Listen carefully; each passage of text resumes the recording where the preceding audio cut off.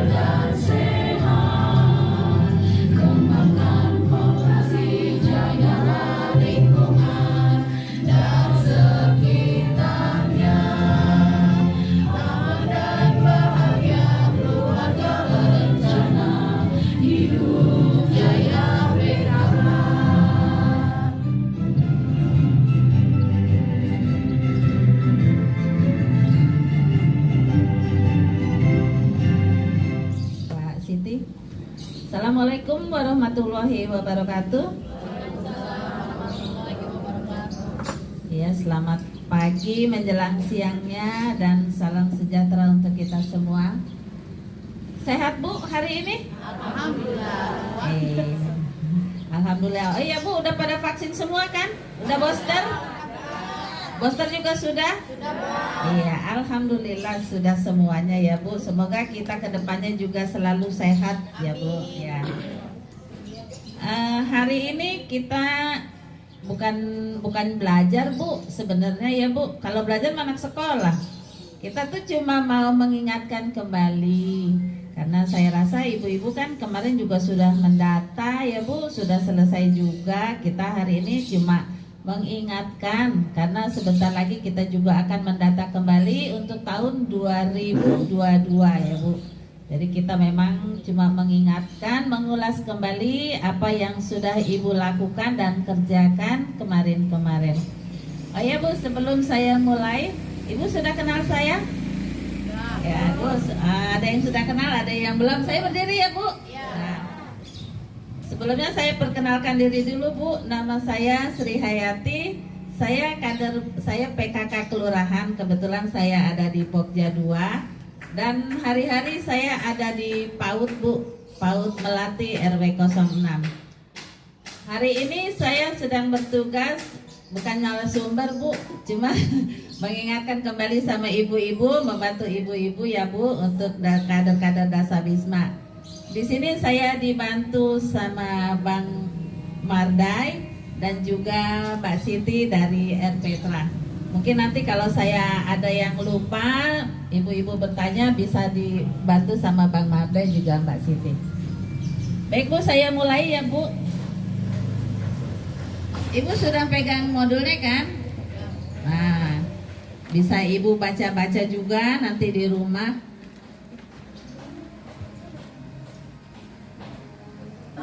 Sebelumnya saya mau tanya dulu nih, Bu, mau ngingetin Dasawisma. Apa sih, Bu, Dasawisma? Ibu kemarin sudah mengerjakan Dasawisma, sudah mendata, sudah jalan semuanya. Sebenarnya apa sih, Bu, Dasawisma? Ada yang tahu, Bu?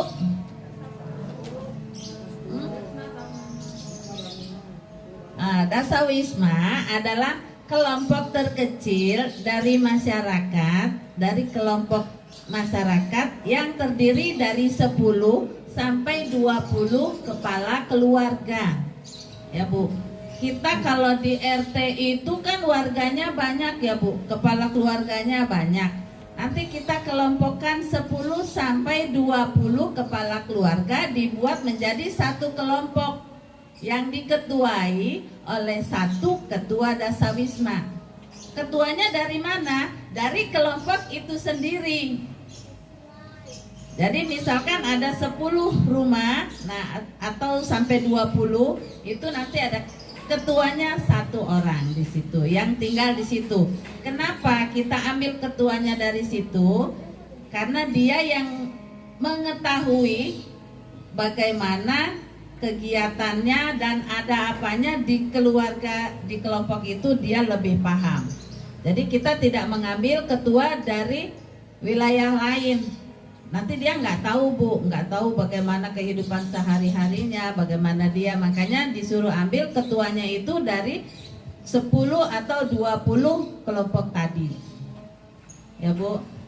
Kemudian tugas-tugasnya Dasawisma itu apa? Apa, Bu, tugasnya kemarin? Iya.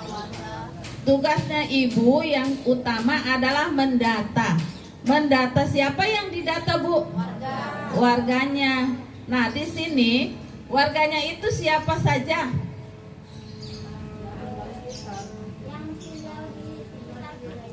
Iya, yang tinggal, yang mau didata itu adalah keluarga. Yang pertama, kepala keluarga yang mempunyai kakak. Kemudian kelompok apanya? Jiwanya, ya, Bu. Tugas utama dari Dasawisma adalah mendata. Siapa yang didata? Tadi adalah orang-orang yang ada di sekitar, yang ada di wilayah kita, yang tadi sudah dikelompokkan menjadi 10 atau 20. Hanya orang-orang itu yang Ibu data. Ya, jadi di luar itu nanti ada petugasnya lagi. Kan ada Dasawismanya nanti dibagi-bagikan satu RT.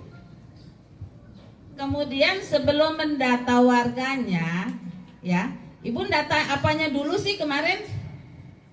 Sebelum Ibu mendata warga, ya, Ibu data apanya dulu? Bangunannya dulu. Jadi sebelum Ibu mulai mendata, biasanya Ibu mendata bangunannya dulu. Ada berapa bangunannya di sekitar satu RT, baru kemudian dikelompokkan, dibagi-bagi per dasawisma. Baru Ibu mulai mendata. Ya. Tugas pertama tadi mendata. Kemudian tugas yang kedua ngapain, Bu? Tugas dasawisma yang kedua ngapain? Menggerakkan warganya, Bu. Tadi sudah Ibu data, terus Ibu kalau data nanyanya apanya sih, Bu? Yang Ibu tanya kalau pada saat mendata tadi apa aja yang Ibu data?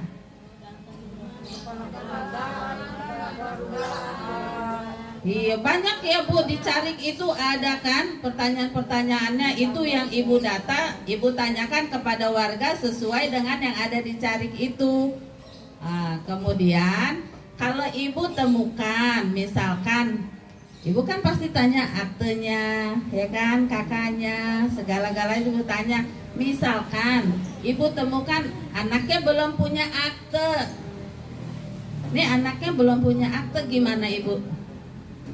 Ibu pasti menggerakkan warganya, ayo dong Bu, bikin akte. Sekarang soalnya kan dibutuhkan akte itu untuk masuk sekolah, untuk segala-gala itu kita dibutuhkan, Bu. Dari semenjak lahir sampai nanti kita meninggal pun akte akan ditanyakan, Bu. Makanya kalau Ibu temukan pada saat mendata ada yang belum mempunyai akte, Ibu gerakkan orang itu, suruh membuat akte. Terus kemudian Ibu ada yang anaknya udah umur 17, belum punya KTP, juga Ibu gerakan untuk membuat KTP-nya. Ya Bu, jadi apa yang pada saat Ibu mendata, Ibu temukan kejanggalan-kejanggalan itu, Ibu gerakan orang-orang itu untuk membuat identitas. Ya. Terus yang ketiga, apalagi tuh Bu? Tugasnya kader memberi penyuluhan, ya Bu, memberi penyuluhan dulu. Terus yang keempat adalah melaporkan kepada RT. Kalau Ibu temukan ada seperti itu, Pak, orang itu udah dibilangin tuh Pak, nggak mau bikin inian tuh Pak, nggak mau kerja bakti, nggak mau apa, nggak mau ikut gabung Pak sama kita. Ibu tugasnya adalah melaporkan kepada RT. Ibu sudah memberi penyuluhan, Ibu sudah mengajak sama warga, tapi warganya nggak mau. Ngapain sih, lu siapa sih, katanya, nyuruh-nyuruh gitu. Ibu laporin aja sama Pak RT-nya, biar nanti Pak RT-nya yang nyamperin, yang ngasih penjelasan. Ya Bu, sampai sini Bu udah paham? Yuk Bu, kita ulang lagi dari yang pertama tadi tugasnya. Kalau bangunannya yang didata bangunan yang ada penghuninya atau yang tidak? Iya, yang ada penghuninya. Tapi bangunan yang kosong juga tetap didata karena mungkin tahun ini pada Ibu saat mendata tahun ini bangunannya masih ada, tapi tahun besok barangkali sudah dibongkar atau diapa gitu kan, atau sudah ada isinya lagi. Jadi pada saat mendata bangunannya tetap didata semuanya meskipun tidak ada penghuninya. Ya Bu. Kemudian kategori bangunan yang menjadi sasaran siapa aja nih? Kategori bangunan yang menjadi sasaran pendataan Ibu. Iya, ada rumah, kontrakan, kos-kosan, asrama, rusun, rumah dinas, apartemen, apa tuh, ruko. Nah, Ibu udah bisa baca di sini ya. Kalau mendata bangunan yang seperti ini, itu atas namanya siapa tuh Bu? Kepala keluarga. Kalau rumah mungkin ada kepala keluarganya, ya kan? Rumah, kita masuk dulu ke rumah. Rumah pribadi. Biasanya di satu rumah itu ada 1 atau 2 kakak atau 3 kakak. Nah sekarang kalau ada 3 kakak atau lebih dari 1 kakak, itu kan kita akan ambil KRT, kepala rumah tangganya, ya kan? Yang pertama kita ambil kepala rumah tangga. Satu rumah itu ada 3 kakak atau 2 kakak, kita ambil kepala rumah tangganya. Kepala rumah tangganya siapa? Pemilik rumah, Orang yang menghasilkan.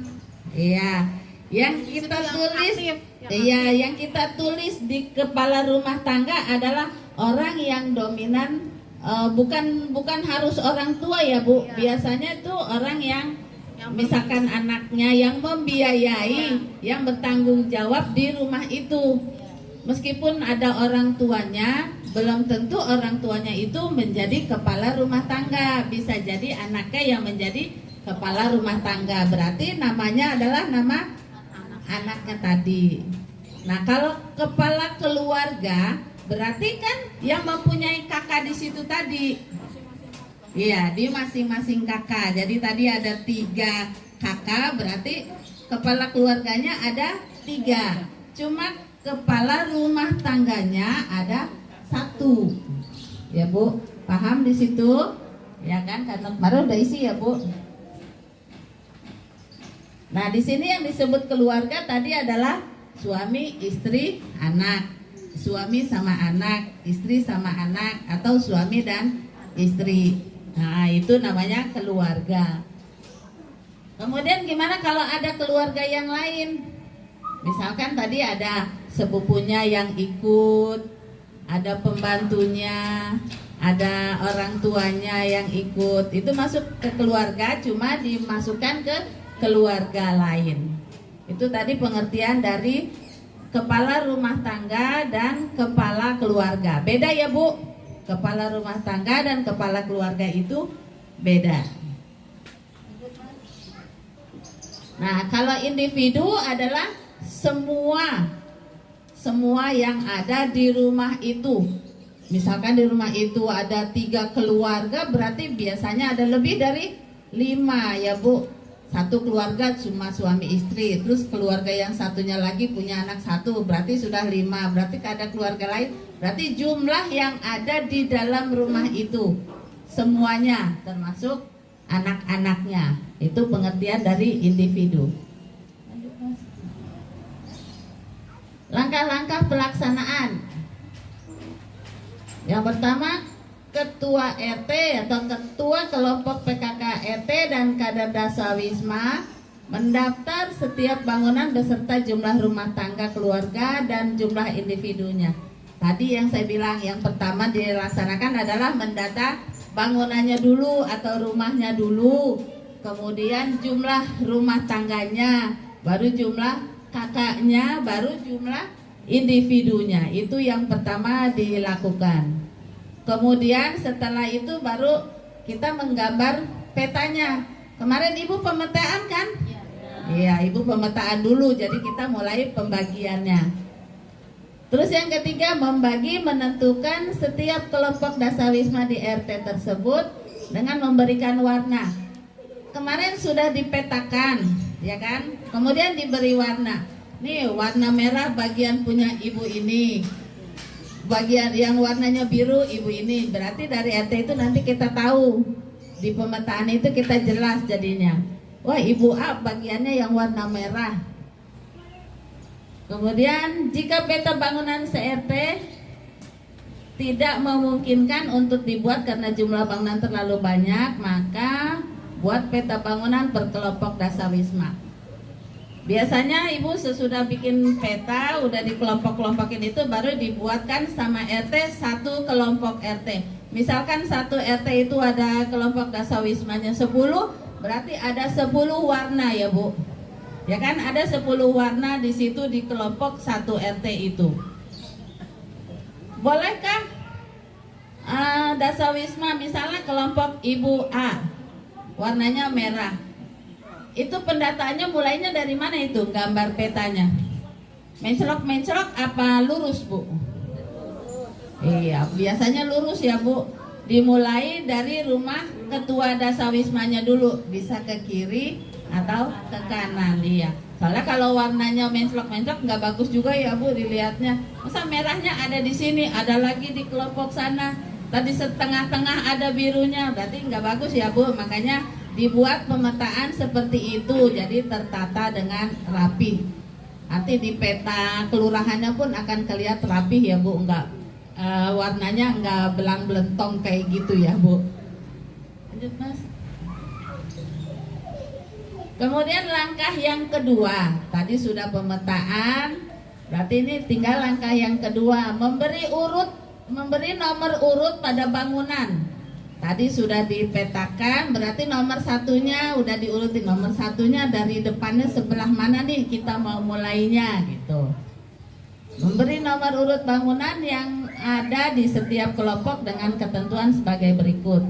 Kader mendata bangunan dimulai dari rumahnya sendiri, dilanjut dengan mendata bangunan secara berurut. Tadi kita mulai dari ketua dasawisma, ketua kelompok dasawismanya dulu itu nomor satunya, baru dilanjut ke rumah warga.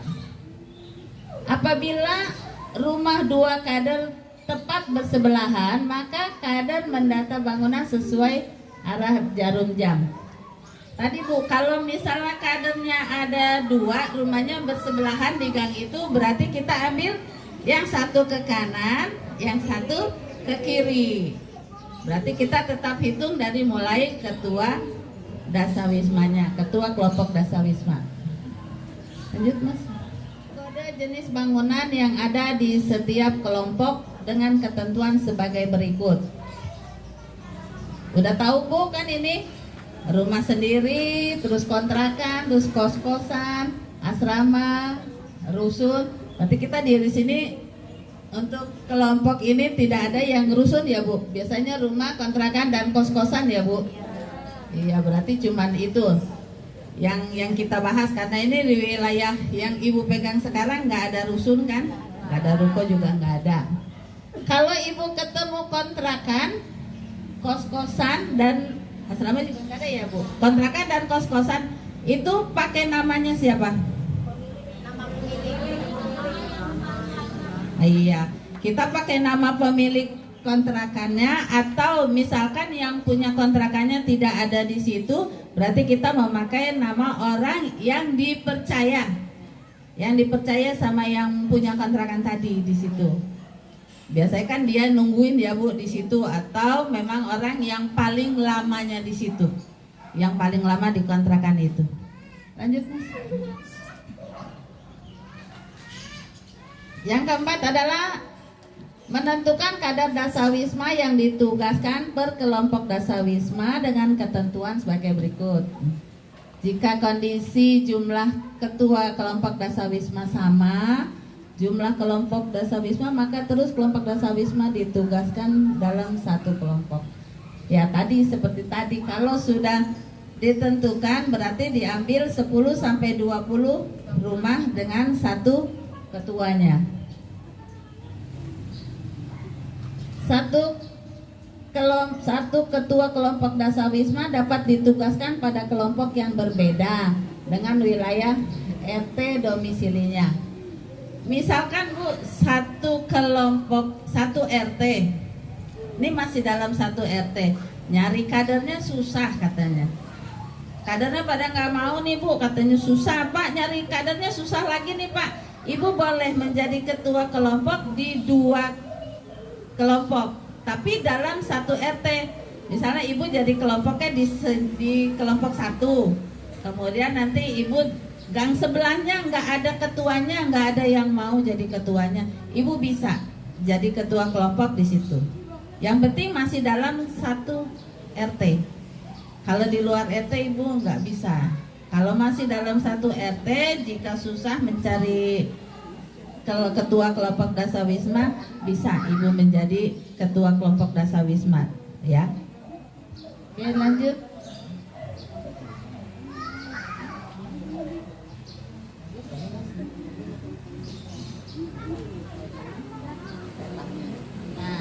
Ini ada petanya ya Bu, contoh petanya. Kemarin Ibu sudah buat seperti ini? Udah dibuat kan Bu? Nah ini mungkin kalau ini untuk kelurahannya. Kalau peta Dasawisma Ibu punya kelompok sendiri, kemudian nanti sama RT dibuatkan yang satu RT-nya.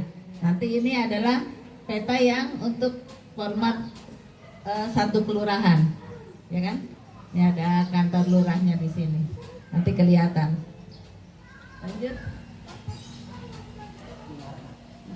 Ah ya, ini sesuai dengan warnanya nih Bu.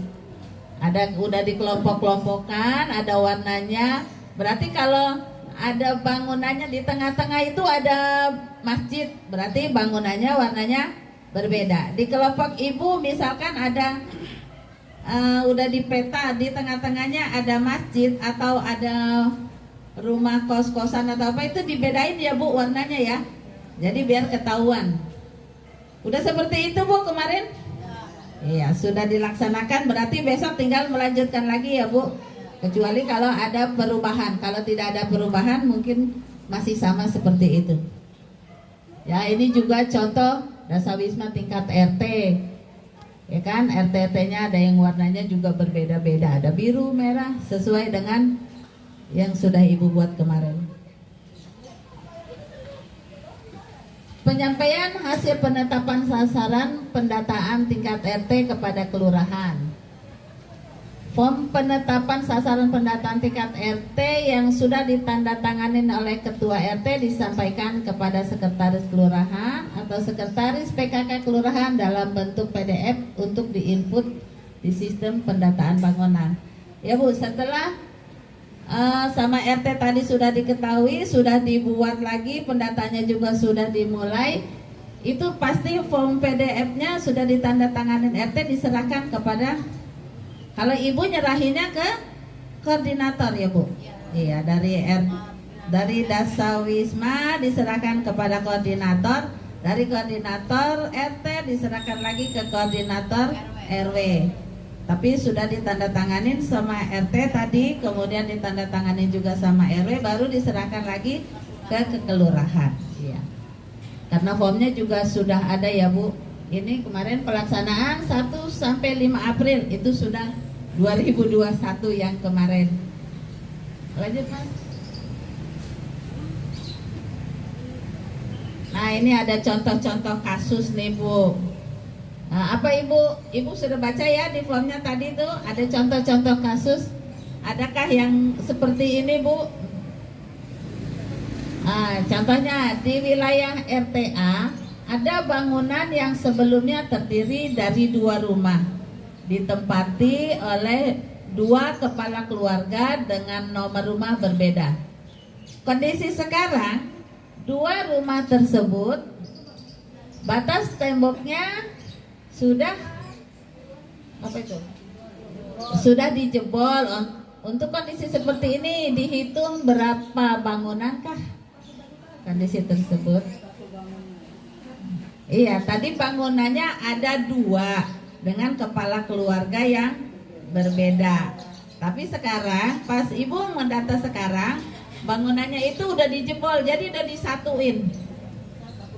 Nah, udah disatuin. Kemarin Ibu hitungnya masih 2 karena ada depan sana, ada depan sini ya Bu. Nah sekarang udah dijebol tengahnya, berarti sudah disatukan. Ibu hitungnya berapa? 1. Iya, tetap dihitung. Jika ada 2 bangunan dijadikan 1, misal seperti contoh tadi, maka di data ditulis 1 bangunan.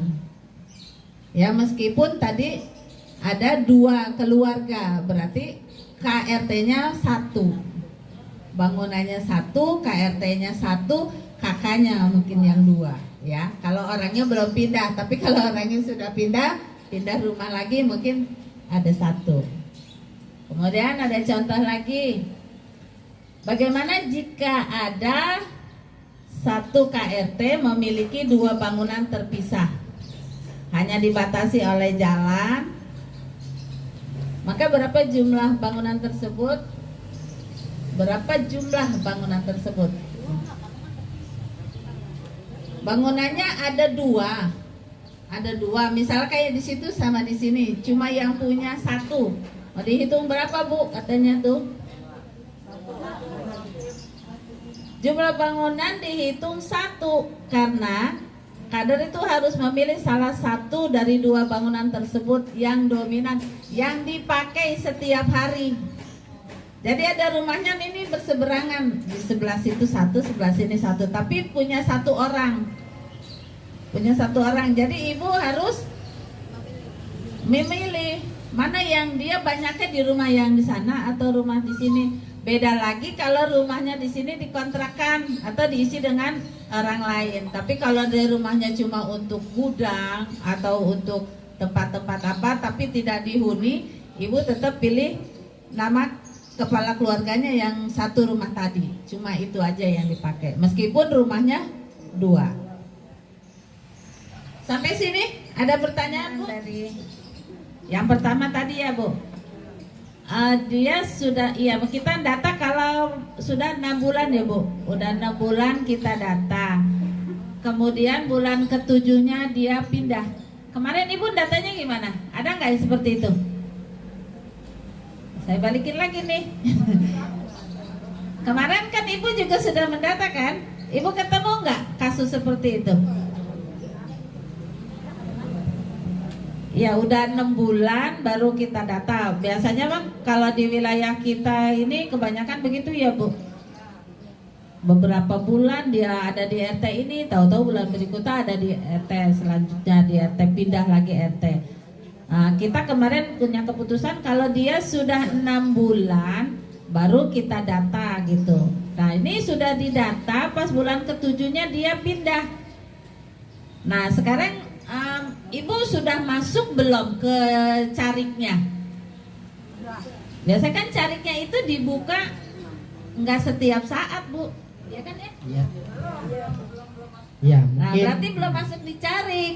Ya kecuali tadi Ibu sudah masuk di carik, kita biarkan dulu di situ. Nanti kalau cariknya sudah dibuka lagi, kita hapus. Tapi kalau misalkan cariknya belum dibuka, 6 bulan Ibu mau mendata, cariknya belum dibuka, berarti kan masih manual Ibu nulisnya, ya kan? Di data manual kan, karena cariknya belum dibuka. Nanti pada saat carik dibuka tidak usah dimasukin Bu, karena orangnya udah nggak ada, ya kan? Kecuali sudah masuk di carik. Pada saat Ibu mendata, cariknya sedang dibuka, berarti Ibu masukin karena dia sudah lebih dari 6 bulan. Nanti pada saat pendataan berikutnya Ibu buang, Ibu hapus karena dia sudah tidak tinggal di situ. Ya mungkin tambahan di LPJ manualnya kali ya, yang pindah itu dikurangin. Gak apa-apa kalau di LPJ manualnya yang dilaporkan ke koordinator Jawisnya. Tapi kalau untuk dicariknya belum bisa dihapus. Nunggu dibuka kembali baru bisa dihapus gitu. Mungkin itu yang pertanyaan pertama. Udah paham Bu? Nah, kemudian untuk pertanyaan yang kedua tadi pengantin baru, ya. Pengantin barunya itu dia masih bareng sama orang tuanya atau udah ngontrak sendiri?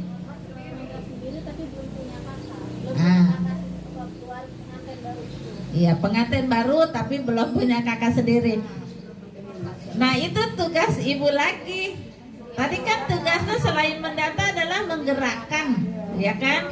Nah itu tugas Ibu, suruh bikin kakak sendiri, kan sudah rumah tangga, ya kan udah bisa dari orang tuanya. Jadi suruh bikin kakak sendiri.